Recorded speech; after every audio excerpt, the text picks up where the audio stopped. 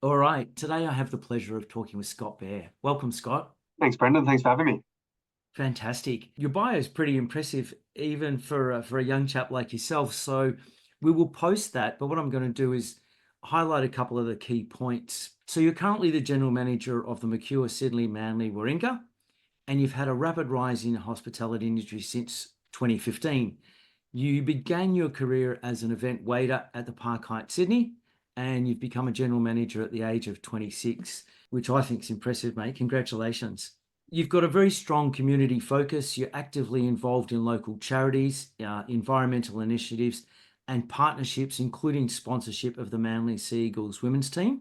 When it comes to leadership and development, you're the of the Young Hotel Leaders Group, which fosters connections and discussions for emerging leaders in the hotel, tourism, and leisure industries.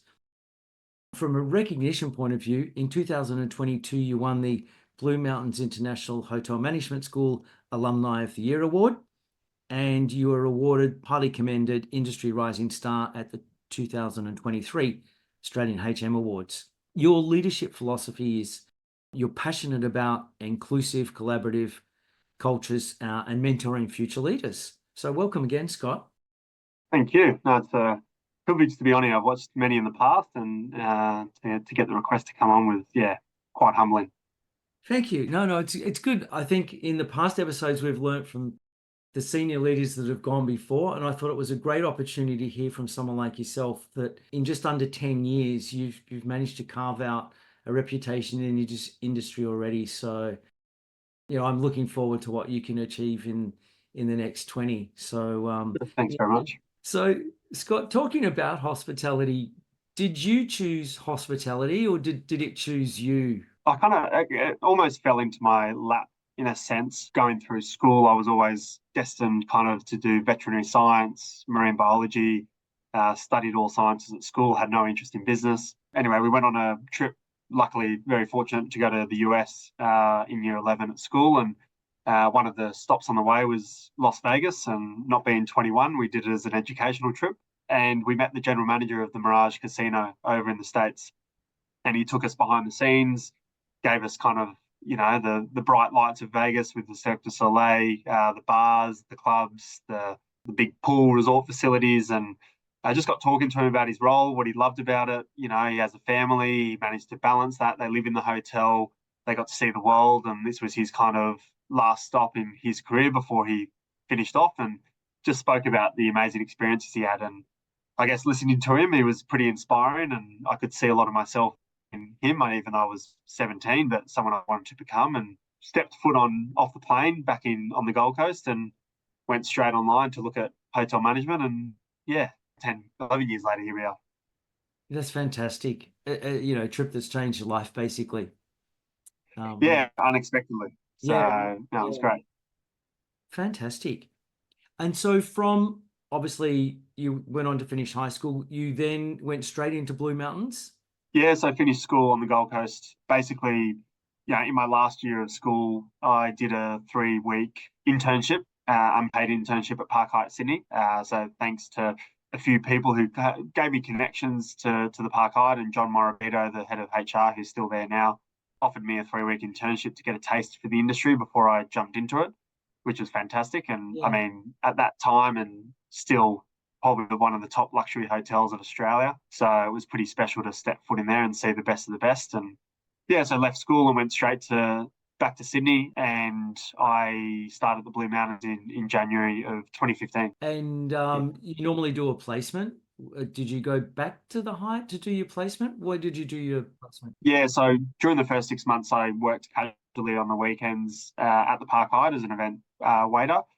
So each weekend, come down on Friday night, go back at Sunday afternoon. It was great fun, kind of doing that and seeing all that went through the hotel. And then, yeah, my first placement was at the Park Hyatt as in the living room and dining room as a waiter, so in their fine dining restaurant in the casual area. So I learned a lot from great mentors. One in particular, Matt Carroll, who was the head of F&B at the time, and he's now the general manager of Park Hyatt Kyoto over in Japan. And he was just one of those mentors and people you kind of look up to when you're you're working and, you aspire to be. So, yeah, that was my first placement. And then my second placement a year later was over at the Hyatt Regency, London, the Churchill. I was a front desk GSA there. So I did 6 months both with Hyatt, just in different countries and properties. Fantastic. And I tend to agree. I think the Park Hyatt Sydney would have to be, one of the best hotels in Australia. You certainly can't beat the location. Yeah, exactly. And the service has always backed it up. The facilities, I mean, Capella's coming in now and they don't quite have the views, but their service is just as good and pretty exciting to see that. And, Waldorf Astoria coming in soon and the luxury market in Sydney is improving, which is really exciting. And yeah, I think Capella and Park Hyatt are really setting the standard for what hospitality should be in Australia, more of the luxury end. Yeah, that's a really good point. And there's actually some really high-end boutique properties as well. What Salter Brothers are doing with Salter Brothers Mm, Hospitality is yeah, as well.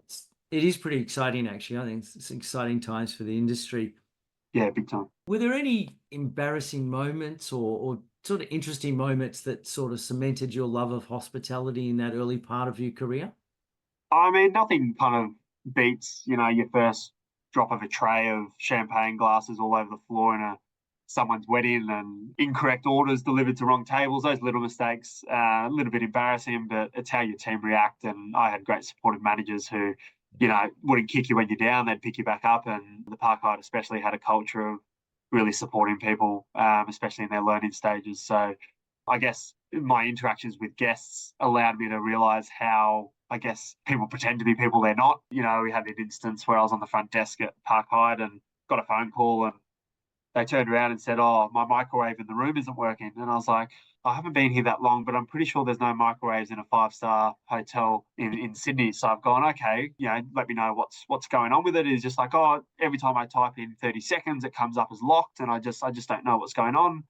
I was like, "Okay, well, let me come up and have a look." So I ran up to the room, and lo and behold, it was their safe, not their microwave, and there was carpet in the safe. And it's moments like that where I'm like, people are human. They may be able to afford a $1,500 room as a minimum, but at the end of the day, yeah, everyone pretends to put on a face, and it's our job to kind of not again kick them when they're down. We subtly and politely tell them that it's safe and have a bit of a joke with it, but make them not feel as embarrassed as they possibly could. So I think those certain instances I learn about myself and what I love doing and providing and service. And yeah, they were little kind of quirky moments where you fall in love with the industry, even though you probably have every reason to be a bit embarrassed and not want to be a part of it.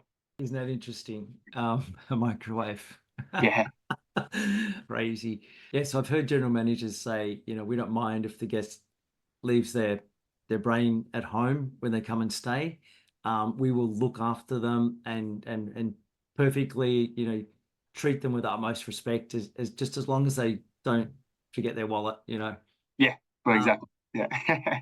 is there somebody in particular that inspires you? It doesn't have to be necessarily within the industry, but who do you take inspiration from?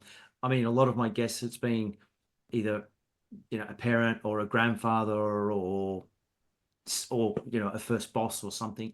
I guess I take it from two different people in my life. One, from a professional standpoint, is Anthony Metcalf. I'm not sure if you know of Anthony. He's very well known in the industry, great reputation across the board. Currently, just got promoted to the hotel manager of Capella. I first met Anthony when I was working at the Park Hyatt, and he Yes. was the guest service manager. And I think it's just, yeah, he was actually on a panel with me at No Vacancy 2 days ago, and it reaffirmed why he's so inspiring. The way that he presents himself, talks to people, cares, listens, leads. He's got no ego about him at all. He could have the biggest ego in the world. He's so young, doing so well. I think he just puts himself in other people's shoes all the time and relates, gets on their level, doesn't think of himself any higher, and just how he carries himself with such grace and eloquence. Yeah, it's pretty inspiring to see. And it's not like he's 50 years old and had a whirlwind of experience. He's quite young, and he's been over to Japan and he's done his travels through Asia, and he's opened hotels up in Brisbane and now Capella. And yeah, he's someone I've always looked up to. He just respects everyone he works with, and he's never too busy for you either. So someone I go to for advice quite regularly. And I guess from a personal standpoint, quite easy to say, but probably it's a couple, my best mate, Nick Vanderwerf and Morgan Meredith. They're married now, and I've been quite close with them since working at Park Hyatt. Again, he was my boss when I went into front office, and Morgan was my front office manager as well. And I think, seeing them chase their goals and do what they want. They've lived over in Japan for 2 years. They came back, moved to the Gold Coast. Morgan opened the Langham on Gold Coast, and now they've moved over to Jakarta. Morgan's opening a hotel over there with Hyatt, and Nick, I think, is just as inspiring, being that really supportive partner and not kind of fitting the stereotype of the man has to be the breadwinner. And, he's at home at the moment looking after his son, who's my godson, which is a privilege in itself. And yeah, just seeing people like Nick and Morgan just pursue their goals and really put the love of what they do first is quite inspiring, and how they manage their work-life balance and with their family. And you've got so much time again for everyone around them. And Park Hyatt was a special place when those three people worked there. I guess it's what reaffirmed that I love the industry, and I wanted to be those type of people when I operate and with everything that I do with my team. So yeah, I think their age combined doesn't even go over 100, but they're pretty inspiring, and I'm lucky enough to have them quite close in my life. That is good. Yeah, that is good. It sounds like it was obviously the Park Hyatt was a great experience for you. Yeah, Definitely. big time. Scott, I think you've got a little parcel there in front of you. I do. All right. So before the interview, I asked you if you could have anything printed on a t-shirt, what would that be? And I loved what you said. It's true character is revealed in adversity, not comfort. Where does that come from? What's your inspiration behind that? That's awesome. No, thank you for that. That's unreal. It comes from a quote, the ultimate measure of a man is not where he stands in moments of comfort and convenience, but moments of trial, tribulation, adversity. So a quote that I've always kind of lived by. I think it's very much along the lines of the poem, Man in the Mirror, to which Yes. I have read multiple times. It's becoming the man that you want to be, being able to look at yourself in the mirror and know that the person looking back at you, you respect and you are proud of. And I guess the ultimate measure of someone is not when they're comfortable and cruising along and everything's working well for them. It's moments where they're in the dumps and taking hits left, right, and center. And that's how they are as a person in their character. That's who they're judged off, and that's speaking of Anthony, the amount of times that he would have been yelled at and bashed around at Park Hyatt, and the busy guests and VIPs, and he just still carried himself in that way that inspires people to be like him. So it's a great quote. It's written, taken in movies, everyone that kind of follows it, but it's one that's always stuck by me. So that's where it's awesome fun. But love, sure, it's awesome. That's fantastic. Thank you. Yeah, I'm glad you liked it. It's just, I think it's a good opportunity just to capture something that's important to you. So that's thinking about that. Then, what is the best piece of advice have you been given? And I suppose, what's the best piece of advice, possibly by whom, and why do you think it's the best piece of advice you were given? Probably from a career standpoint, I was told probably 2017 when I was completing my CLT corporate leadership trainee program at Park Hyatt, act and work and behave for the job that you want, not the job that you have. And I think that resonated with me for quite some time and still does.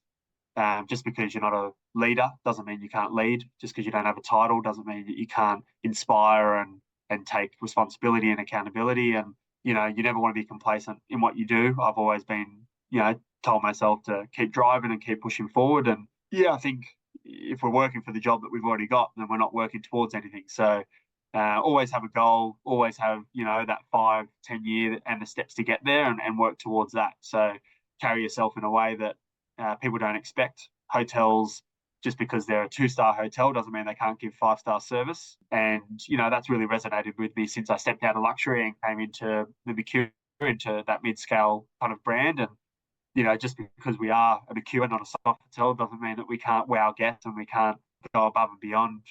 Just because they're paying $150 compared to $500, people travel for all types of reasons. And I think if we can act in a way that can deliver great experiences, then that's the best part. So I think working for the job you want, not the job you have. And then the other one, never say no. Obviously within reason, but take every opportunity that jumps at you. If it's a podcast, if it's guest panel speaker, if it's a secondment, if it's free work, I don't know what it is. Every opportunity is an opportunity to learn, to grow, to succeed, and to build your reputation. So yeah, two kind of great pieces of advice that have sat with me for a while.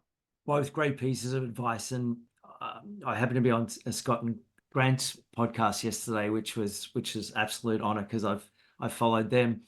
And I mentioned that one of the things that I've seen come out of my conversations on this podcast, Five Star Conversations, is that success leaves clues, and all of the people that I've spoken to have taken that same approach. Don't say no, put your hand up. You may not know how to do it, and be honest that you don't know how to do it, because in hospitality they say that's okay, we'll train you. But the Yeah, fact that you're willing to do it, and it, Michael Johnson said that was him from day one. They said we need somebody working the bar, and he said, well, I've never done it, but I'm more than happy yeah, to. And said, great. And everything they said, he said, I'm happy to try it. I'm happy to try it. And moving to different countries, moving around, people who have done that have really had successful careers. And I love your point too. Act for the position that you actually want, not the one that you have. I sort of relate a personal story. I was only thinking about the other day when I was a duty manager.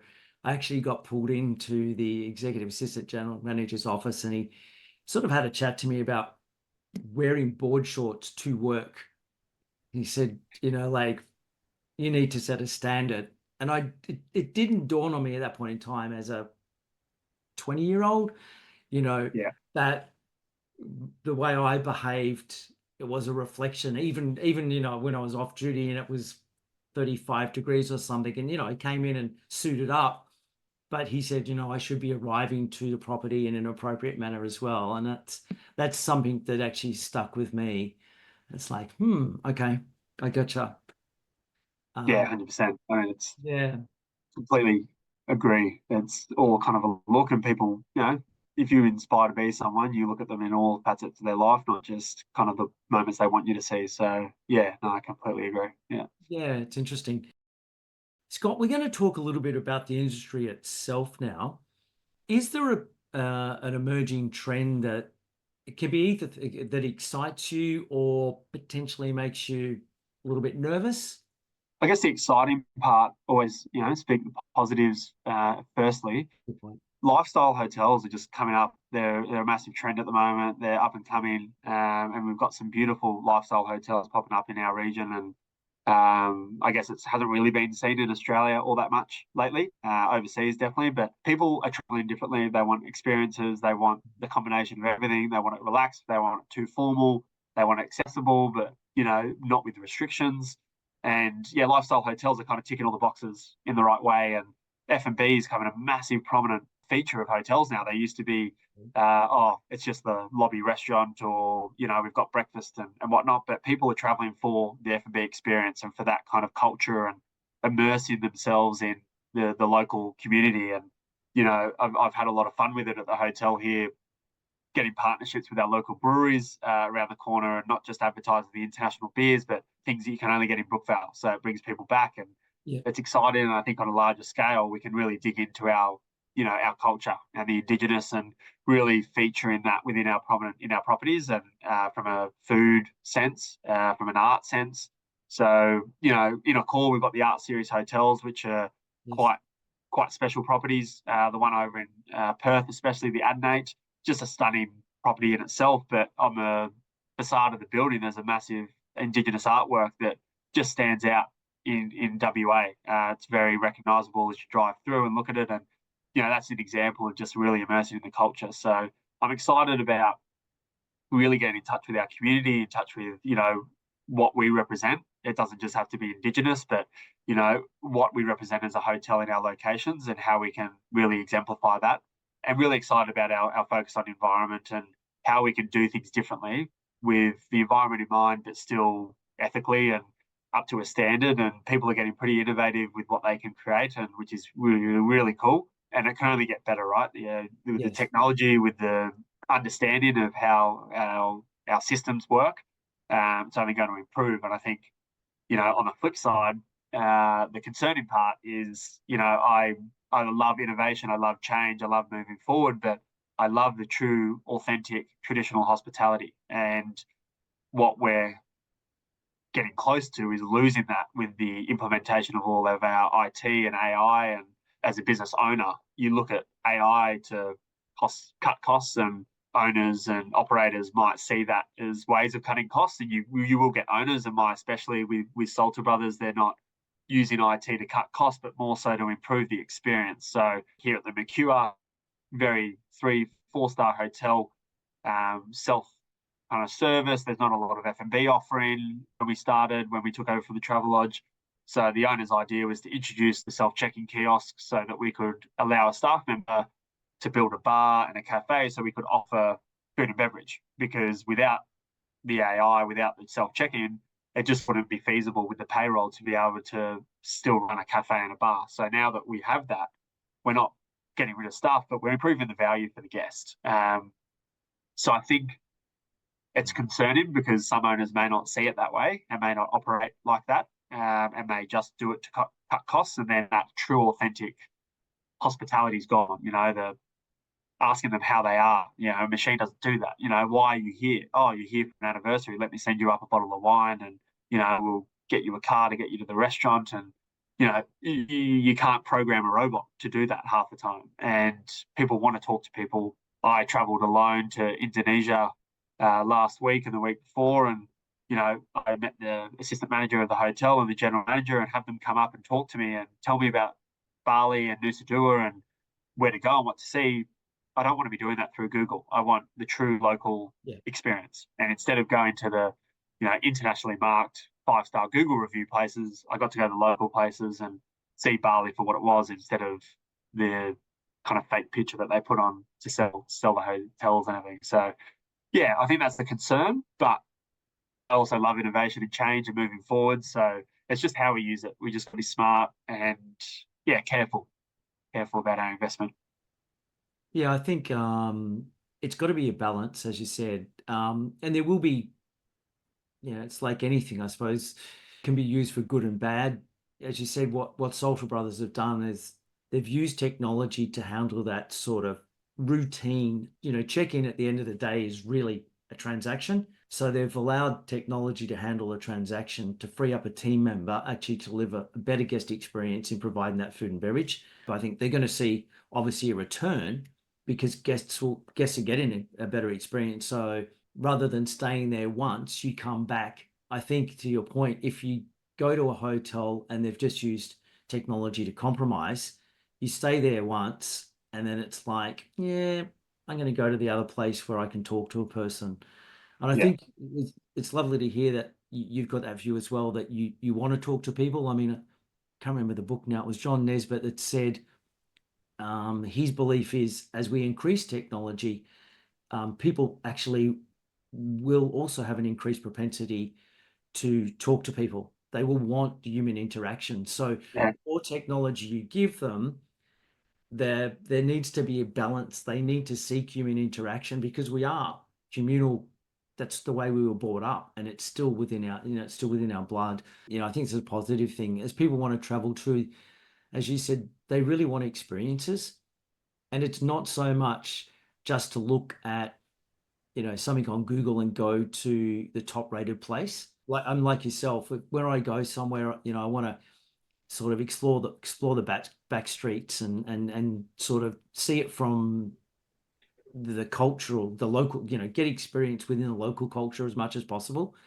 So going to Thailand, I mean, I've eaten at some places that you wouldn't eat at necessarily, Yeah. but locals have recommended it. And I can say this on the podcast, I've never been sick at a local restaurant, but I have been sick at 5-star hotels from the food, which is Yeah. interesting. And I think there's a growing passion for us to have more experiences in life. So I think that's a positive thing. Yeah, Absolutely. and it's just balance. I hope we will get there. That's certainly my philosophy. When I'm self-confessed geek at the end of the day, but I always say to people, I don't think technology is a solution to every problem, and I never want to see the day where the hospitality industry is just full of robots. It is It's all about humans, and I think it will always be about humans. Otherwise, you could stay in an Airbnb or anywhere else really.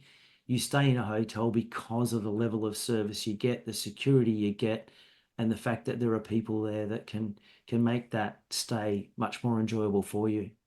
Yeah. Yeah, I mean, great hospitality is about how you can make someone feel, and you can't do that through a robot. And it's those genuine conversations that, you know, allow people, yeah, to come back and feel at home.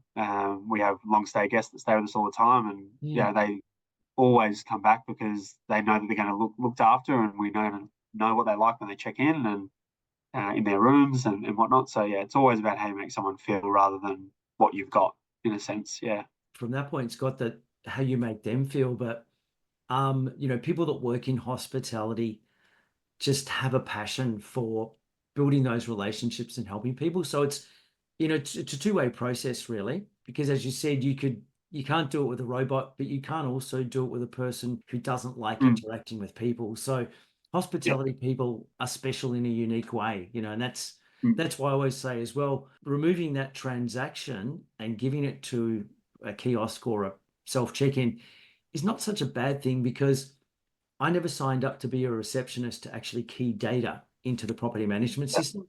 I actually yeah, I took on that job because I love helping people and interacting with people. So, let technology handle the transaction, let me do the interaction. And if I can be on the other side of the desk with them and take them up to their room or whatever it is, even better. I mean, mm, one of the jobs that I loved most in the early part of my career, and I've spoken to a lot of people about this, being a porter and actually yeah, taking people up to their room and explaining the room to them and asking them, what they're going to be doing during their stay and just pointing at them, in particular on weekends. I used to love taking potential yeah, homeowners into the hotel, showing them the rooms. I'd even take them up to the roof and we'd look at the view and say, you could come up here and get some photos. And it was just, I don't know, that's just what excited me. Anyway. yeah. I was always so jealous of our concierge team at Park Hyatt. They were the best team in the hotel. It was, Robbie, Jono, who's chief concierge at the Capella at the moment, and Alistair and Jun, sorry, and they just had the best time. They set up proposals, they set up, seaplane trips and cruises, and the way they spoke and they danced in the lobby, and they were like just entertainers whilst they were just doing their job, and they loved it. You could see the passion, and yes, it just brightened their day when they got to speak to them, and then they got back from their adventure, and it all happened again, just talking about what had happened. So I love being down with the concierge. They were something else. It's good. We've just mentioned technology. From a technology standpoint, what is one of sort of your biggest learnings over the last 10 years in your career? I think, well, firstly, it's been impressive the amount in this 10 years of how much it has evolved. I would never have thought in a five-star hotel you'd have a self-checking kiosk. And when we stepped into Sofitel Darling Harbour, Jerry Schwartz invested in two of those, and it was quite impressive the process of implementing that into the property and seeing just how efficient it could make our operations. We on a Saturday we would have 350 check-ins. You would have 40 to 50 of those being corporate. Corporates would definitely tend to just, instead of lining up, go through to the kiosk. And it just improved the efficiency of the service. And like you said, we could be more personable with the people who wanted us to be personable with them, holiday goers, FIT travellers. The advancement of technology has been amazing. I mean, you've got properties that have iPads in the rooms instead of a phone to dial up and call the front desk. So you think about the amount of times that a front desk agent would pick up the phone and have to put in a job and send it to someone, and then someone would accept the job and go do it. These iPads now, they request a towel, it goes straight to housekeeping. Housekeeping get alerted, they go straight up. It skips the middleman. And you think from an operator standpoint, you can provide better service to guests. You can be more on top of with those statistics that you get from those iPad requests. What are we missing in the rooms? Where is housekeeping maybe falling down? Where's the front desk not doing their job on check-in? So it allows you to analyze the operations of the hotel. There's so much use for that data that you can collect just from that technology. And I think people are getting pretty creative in how we can use it. I mean, the QR code during COVID allowed everyone to learn to use a QR code, and now QR codes are everywhere in their rooms, the in-room dining. minibars. You don't have to have minibars in the rooms, which reduces costs for stock, turnover, expiry, waste, and then that infects the environment. And we've got less waste going through the hotel, and it's all this huge domino that is because of technology that we've been able to, in a sense, provide better service, have operators enjoy their roles more, but also it's more of an attractive industry to owners now. Owners can see a profit being made out of hotels because of the reduction in cost that, would have happened 10 years ago in operating a property. So, with the vast improvement of the buildings now, the amount of hotels that are coming up in Australia alone, a couple on the Gold Coast, in Sydney, Melbourne, like the amount of keys that are being built in Australia is so exciting. And then you look at Asia and it just triples. But I think technology has had a huge positive impact on the industry. We're yet, I think, to see a huge negative because I think we're being careful with how we're implementing it. But the day will come where we might overstep the line, and that's where we pull back and reassess and redo our kind of way of thinking of operating. But the technology, it just blows my mind how amazing it does contribute to the success of the operation of a hotel. Yeah, that's a really good point. I think we've still got a little way to go, but your point, look, the iPads, I've been working a couple of projects where we've displaced them and we actually allow the guests to do everything the iPad does on their own phone, which is good for the operator because it lowers the CapEx Of cost. course. Good Yeah. for the guest because they don't have to be in the room.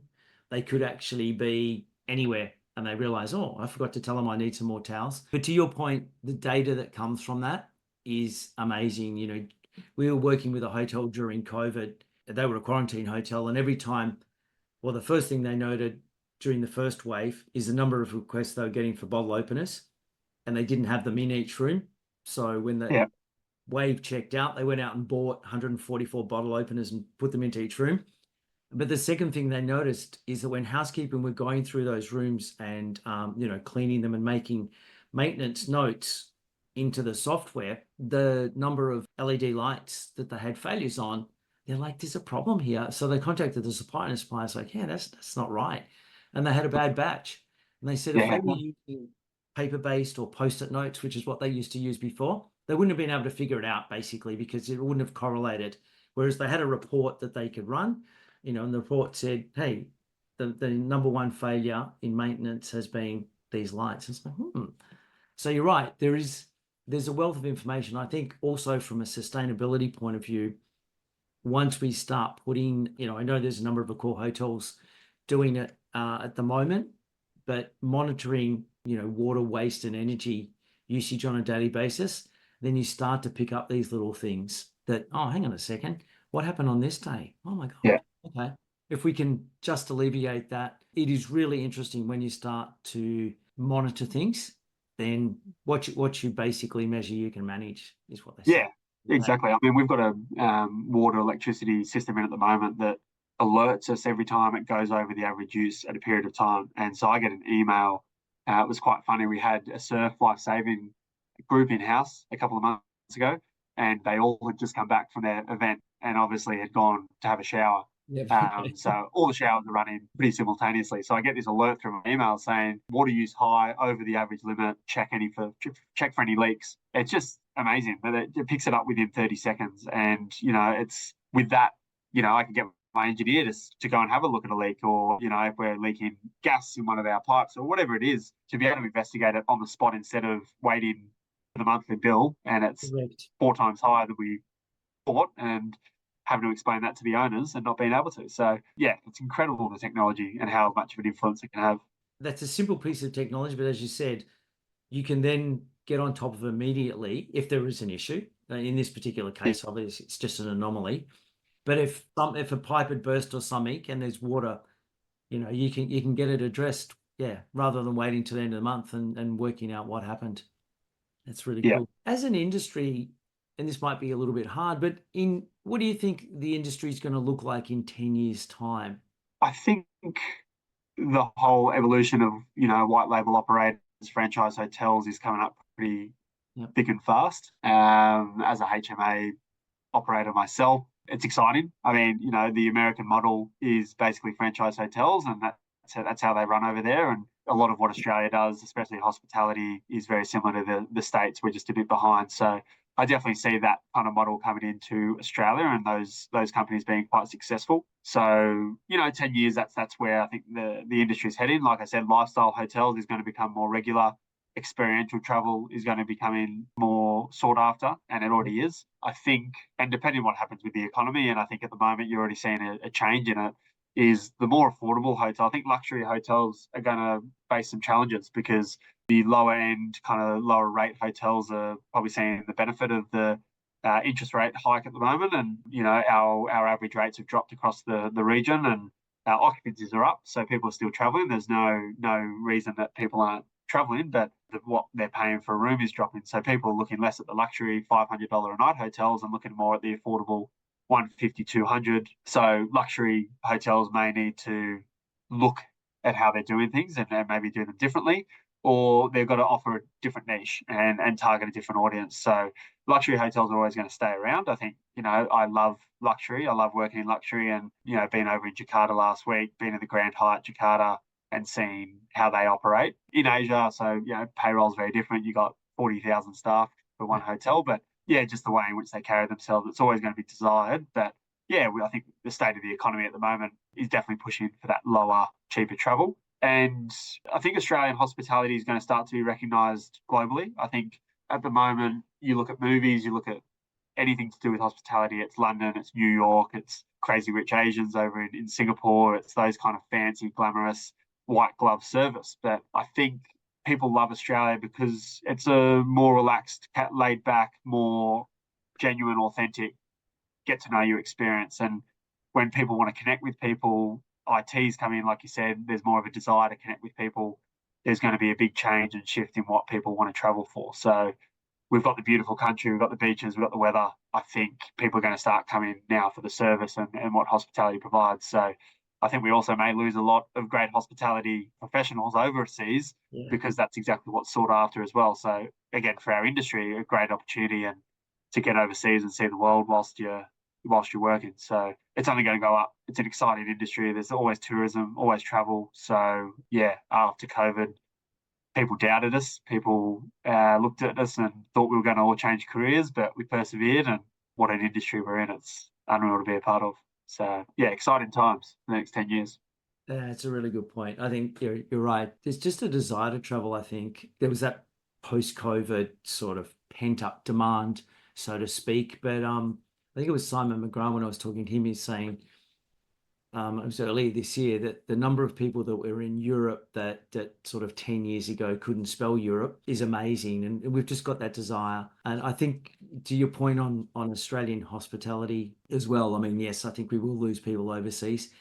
On a positive note, one of the things I've noticed, they sort of do tend to come back and settle in Australia. So in their younger years, they're off, they're growing, but then, once they sort of have a family or whatever, then they tend to come back. And as long as we continue to grow our industry here, I think it have got some positions for them, then great.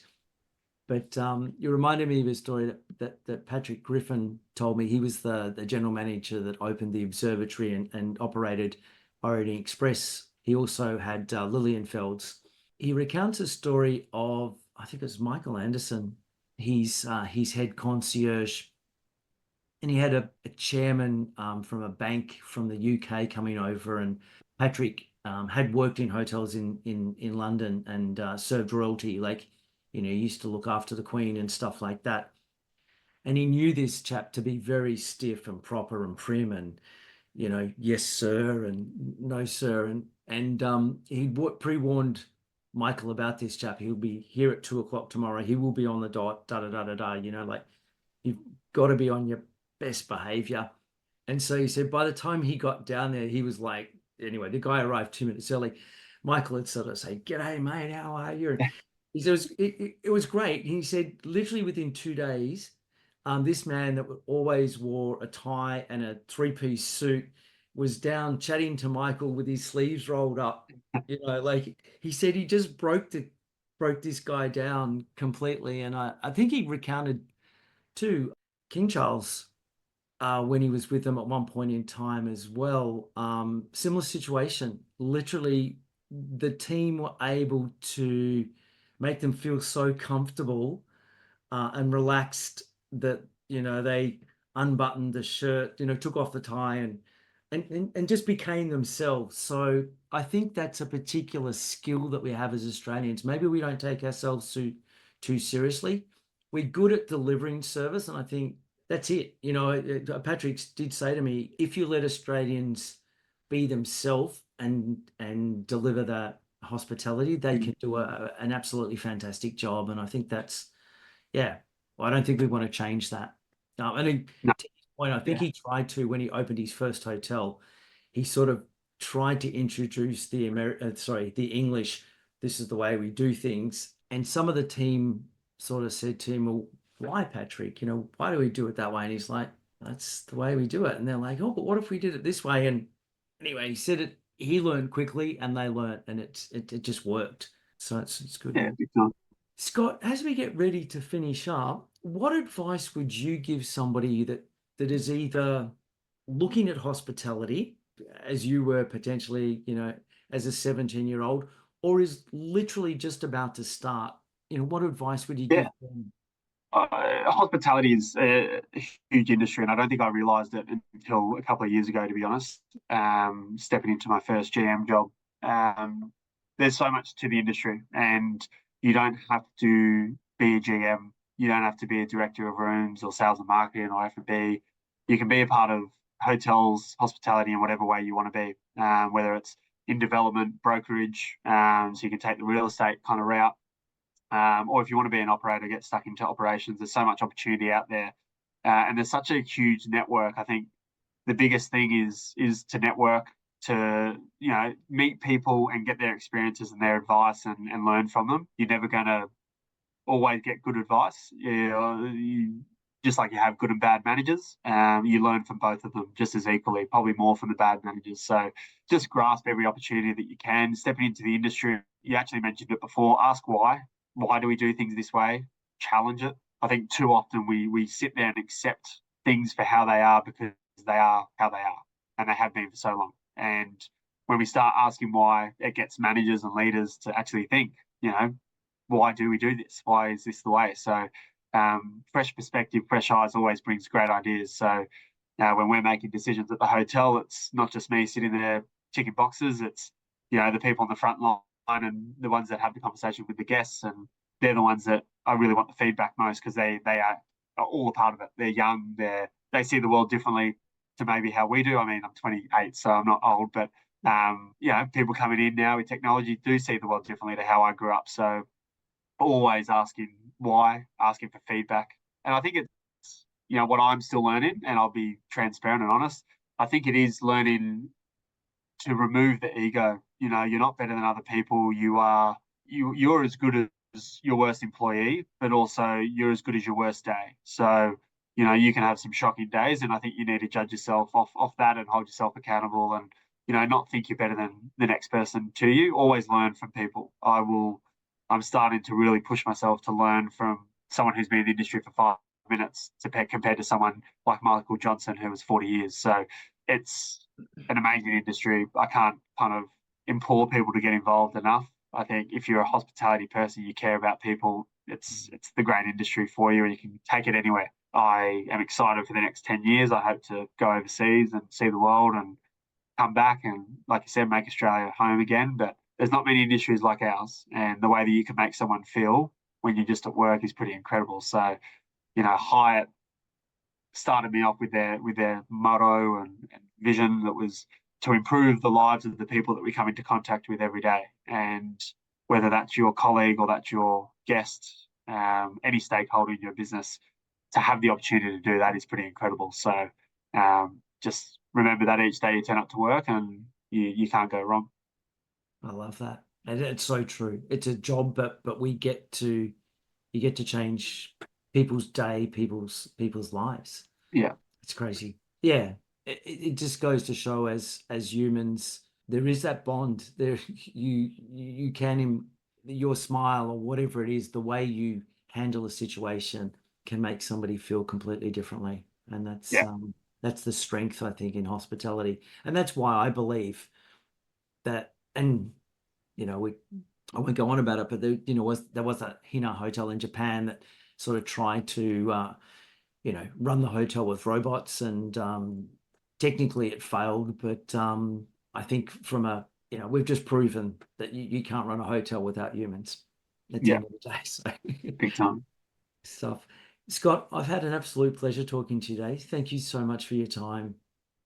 Yeah, no, thank you for having me. It's been great to talk to you and get to know you as well. It's what you've done, an incredible career, and now you get to form these podcasts and hear from people in the industry. So, thank you for providing that platform for us and the rest of the industry. Oh, Scott, it's my pleasure. As you said, it's all about learning, and I love learning and I love educating people. So, that's yeah, one of the things that I like to do. So, thank you. Fantastic.